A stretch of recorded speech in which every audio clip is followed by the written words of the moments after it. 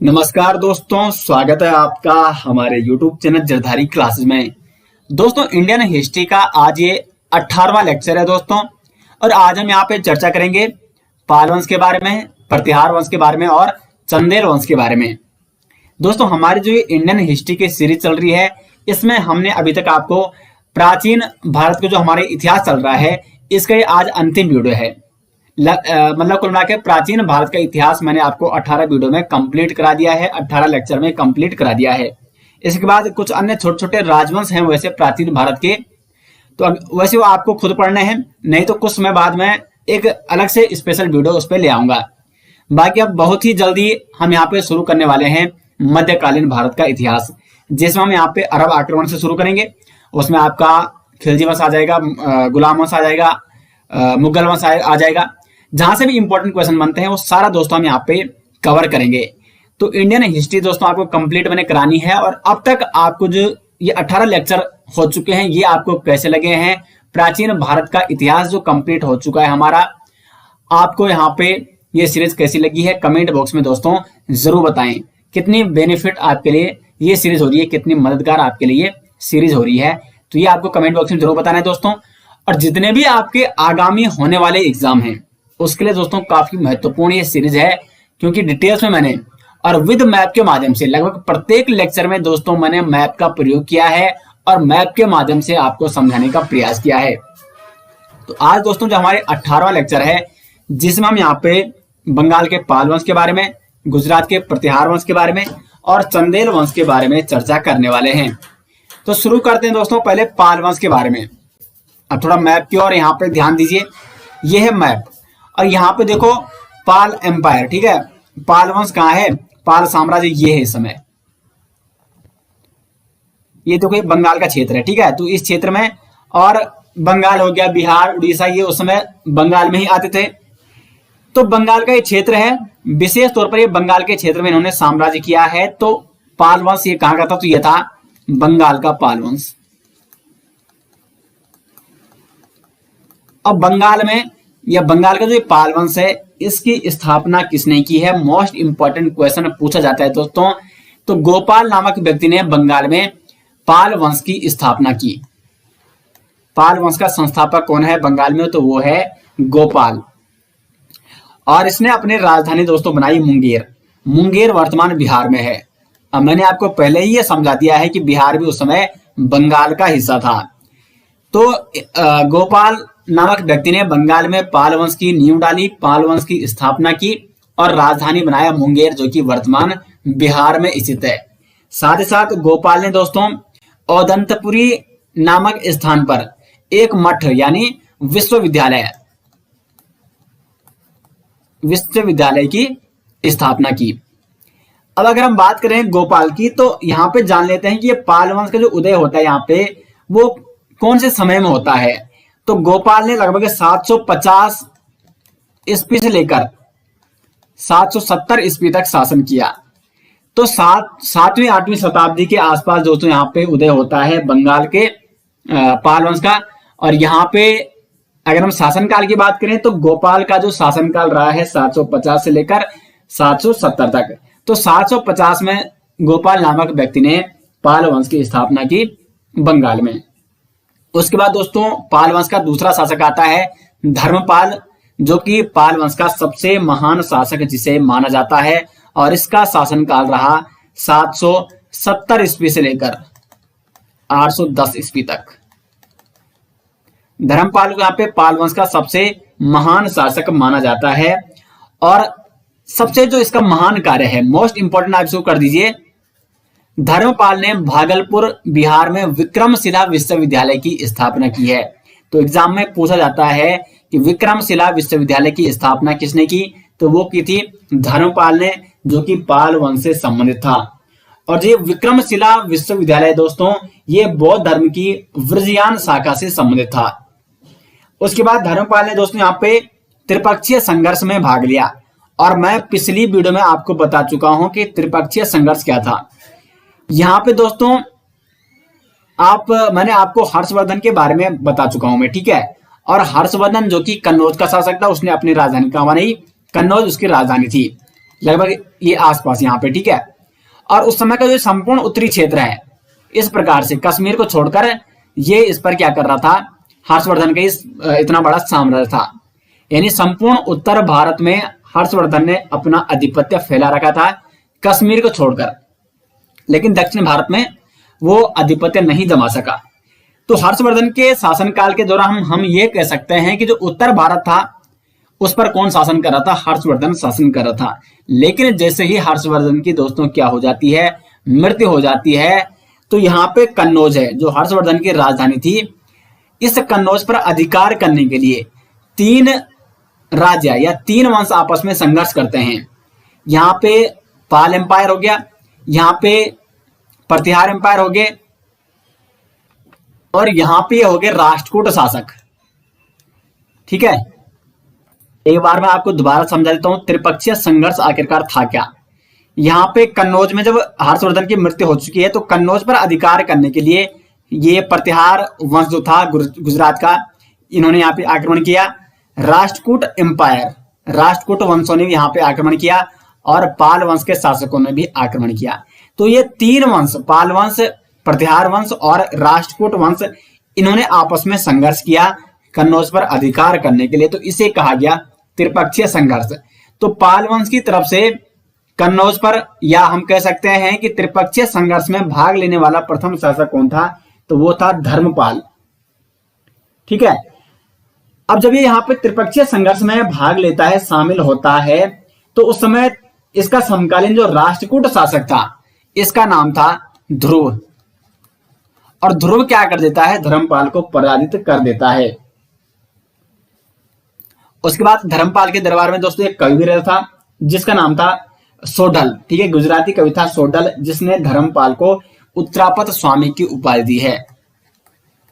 उत्तरापथ स्वामी, उत्तरापथ स्वामी कौन सा पाल शासक कहा जाता है, किसे कहा जाता है, धर्मपाल को कहा जाता है। गुजराती कवि सोढल द्वारा इसको ये उपाधि दी गई है। तो यहां तक आप समझ गए दोस्तों त्रिपक्षीय संघर्ष क्या है, किस प्रकार धर्मपाल यहाँ पे इस त्रिपक्षीय संघर्ष में शामिल होता है, लेकिन वो हार जाता है राष्ट्रकूट शासक ध्रुव के साथ, जो कि उसका समकालीन था।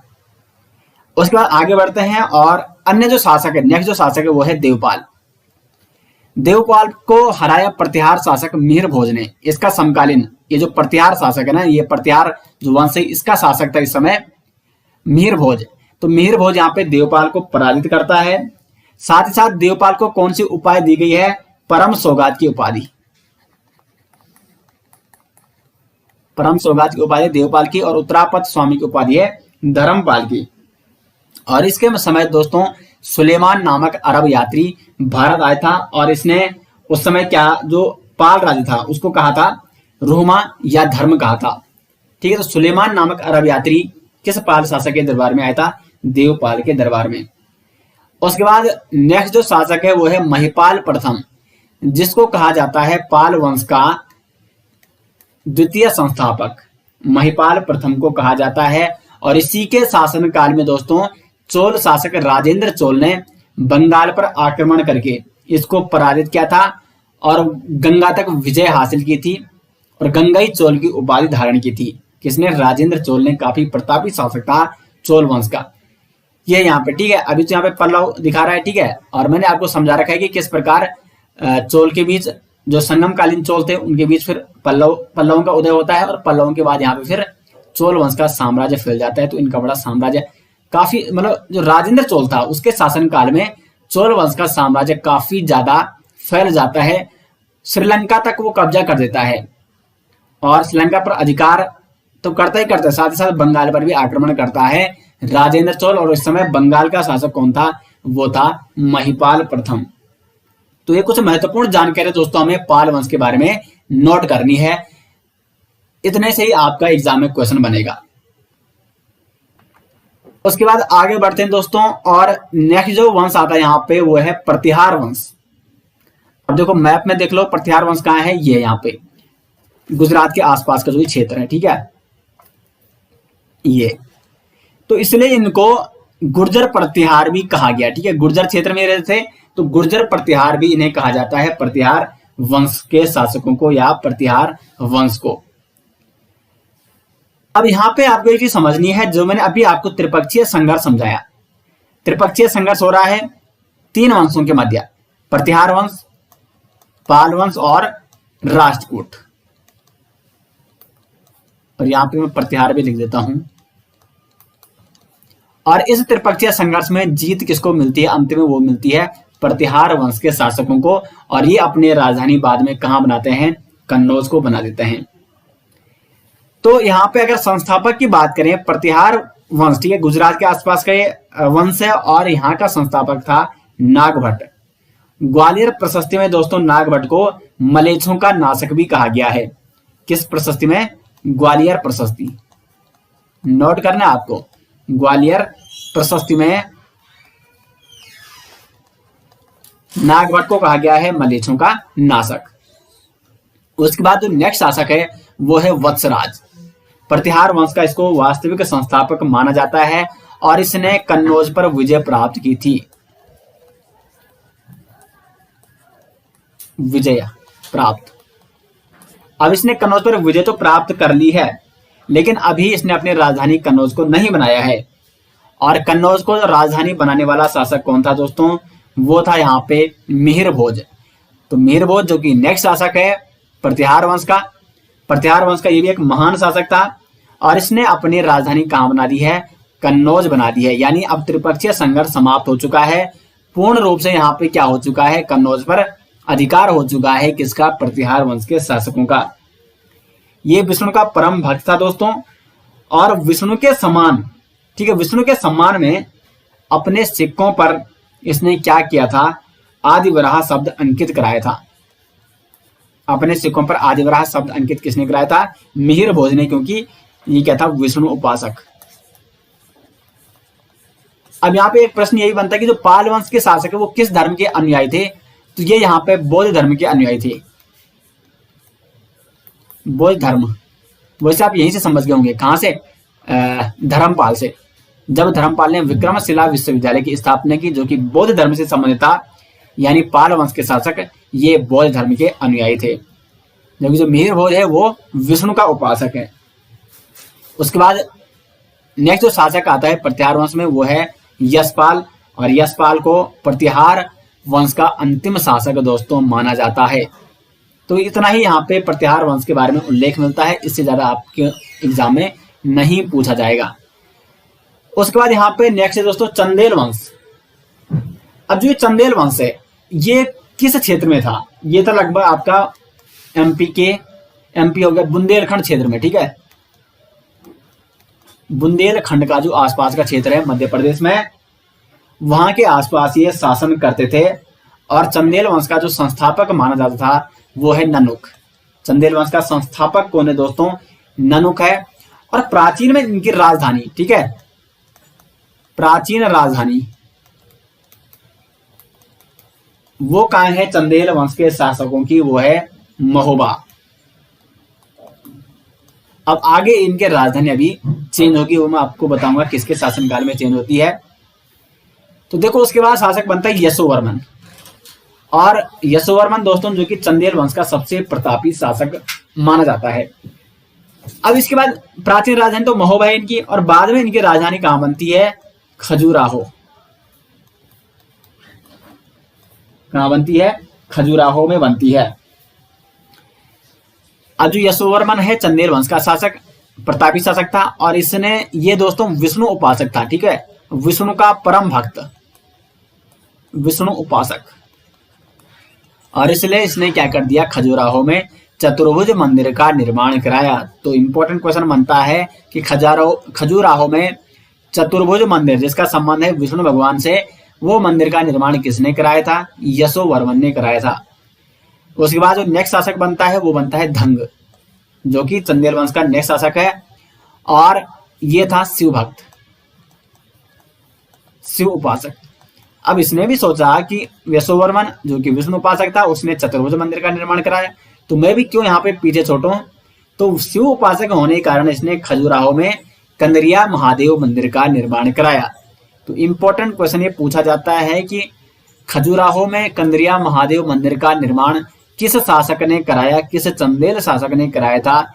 वो कराया था दोस्तों ध्रुव ने। और ये मंदिर निर्माण लगभग 999 ईस्वी के आसपास इस मंदिर का निर्माण कराया गया है, ऐसा इतिहासकार मानते हैं।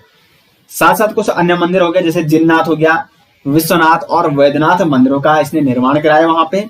और अंत में दोस्तों धंग ने क्या किया, गंगा जमुना के संगम में, गंगा जमुना का संगम कहाँ होता है, प्रयाग में होता है, यहाँ पर अपने शरीर का त्याग कर दिया। शिव की आराधना करते हुए धंग शासक ने गंगा जमुना के संगम यानी प्रयाग में अपने शरीर का त्याग कर दिया। तो ऐसा चंदेल शासक जिसने अपने शरीर का त्याग किया है गंगा जमुना के संगम पर, वो है धंग। उसके बाद नेक्स्ट शासक बनता है विद्याधर। विद्याधर दोस्तों, इसके बारे में एक बहुत ही महत्वपूर्ण पॉइंट आपको ये नोट करना होगा, क्योंकि होता क्या है यहाँ पे कि विद्याधर के समय महमूद गजनवी भारत पर आक्रमण करता है। अब देखो यहाँ पे महमूद गजनवी यानी अब अरब यहाँ पे क्या करने लग गए हैं, आक्रमण करने लगे हैं, तुर्कों का आक्रमण होने लग गया है। ठीक है, तो महमूद गजनवी ने भारत पर दोस्तों क्या कर दिया है, आक्रमण कर दिया है। इसी के आसपास अरबों ने भी आक्रमण किया, उसके बाद तुर्कों ने भी आक्रमण किया। मोहम्मद गोरी कुछ समय बाद यहाँ पे आक्रमण करेगा। तो कुल मिला के अब हम मध्यकालीन भारत की ओर बढ़ने वाले हैं। प्राचीन भारत यहाँ पे आप देख सकते हैं समाप्त होने वाला है। तो महमूद गजनवी ने भारत पर आक्रमण किया था, और जब ये आक्रमण करता है गुजरात पर, गुजरात में सोमनाथ मंदिर तक ये पहुंच जाता है। सोमनाथ मंदिर को इसने लूटा था। तो गुजरात की राजधानी, मतलब जो गुजरात के प्रतिहार, मैंने आपको पहले ही बताया है कि गुजरात में किसका शासन है, प्रतिहार वंश के शासकों का, प्रतिहार वंश, और इनकी राजधानी कन्नौज है। और प्रतिहार वंश का जो अभी राजा है, विद्याधर के शासन, जब विद्याधर का शासन चल रहा है, चंदेल वंश के शासक है, तो इसका समकालीन प्रतिहार वंश का जो शासक था गुजरात में, जिसकी राजधानी कन्नौज थी, उसका नाम था दोस्तों राज्यपाल। अब जब महमूद गजनवी इसके राज्य पर आता है, लूटपाट मचाता है, तो ये राज्यपाल इसका बिल्कुल भी क्या नहीं करता है, विरोध नहीं करता है, चुपचाप सहन करता है, उसको आने देता है, उसके साथ संधि करता है, कुल मिला के उसके सामने सिर झुका देता है। और इस बात का बड़ा ही क्या आ जाता है, क्रोध आ जाता है विद्याधर को, कि इसने एक लुटेरे को, यानी जो विदेशी था, उसको अपने देश में आने दिया, अपने देश में उसको लूटपाट मचाने दी। और ये विद्याधर क्या करता है, इस कन्नौज के प्रतिहार शासक राज्यपाल क्या कर देता है, हत्या कर देता है। तो कहीं ना कहीं आप लगा सकते हैं कि विद्याधर जो कि चंदेल वंश का शासक था, इसने महमूद गजनवी का भी विरोध किया था, प्रतिरोध इसने किया था। ठीक है, तो ये पॉइंट आपको नोट करना है विद्याधर के बारे में। उसके बाद नेक्स्ट शासक यहाँ पे कीर्तिवर्मन। इसके दरबार में एक कृष्णमित्र नामक कवि था, जिसने प्रबोध चंद्रोदय की रचना की है। प्रबोध चंद्रोदय की रचना किसने की है, कृष्णमित्र, जो कि कीर्तिवर्मन के दरबार में रहता था। साथ ही साथ दोस्तों इसने महोबा के निकट कीर्ति सागर नामक एक जलाशय का भी निर्माण कराया था। उसके बाद चंदेल वंश का नेक्स्ट शासक है परमार्दिदेव। चंदेल वंश का इसको अंतिम शासक माना जाता है। परमार्दिदेव चंदेल वंश का अंतिम शासक, और इसके साथ युद्ध होता है पृथ्वीराज चौहान का। पृथ्वीराज चौहान का, पृथ्वीराज चौहान इसको क्या कर देता है, पराजित कर देते हैं परमार्दिदेव को। तो इस प्रकार से परमार्दिदेव जो कि चंदेल वंश का अंतिम शासक जिसे कहा जाता है। तो दोस्तों आज हमने यहाँ पे चर्चा की चंदेल वंश, प्रतिहार वंश और पाल वंश के बारे में। आपको लेक्चर कैसा लगा कमेंट बॉक्स में जरूर बताएं। और जितने भी अब तक के लेक्चर हो चुके हैं दोस्तों, अच्छे से यहाँ पे रिवाइज करते रहें लगातार, क्योंकि अगर आप रिवाइज करते रहते हैं, खुद एमसीक्यू बनाइए, या बहुत सारी बुक्स आती है एमसीक्यू की, उनकी प्रैक्टिस कीजिए। लेक्चर देखने के बाद स्वयं नोट्स बनाइए, उसको याद करें और उसकी एमसीक्यू प्रैक्टिस करें, तब जाके दोस्तों आपका ये सब काम आएगा एग्जाम में। नहीं तो आप पढ़ते जाओगे और भूलते जाओगे। तो अगर आप ये ट्रिक अपनाते हो पढ़ने की, तो आपको सदैव के लिए क्या रहेगा, याद रहेगा। तो उम्मीद करते हैं दोस्तों आपको वीडियो पसंद आई। वीडियो अच्छी लगी तो वीडियो को लाइक और शेयर जरूर करें। मिलते हैं दोस्तों नेक्स्ट, तब तक के लिए धन्यवाद।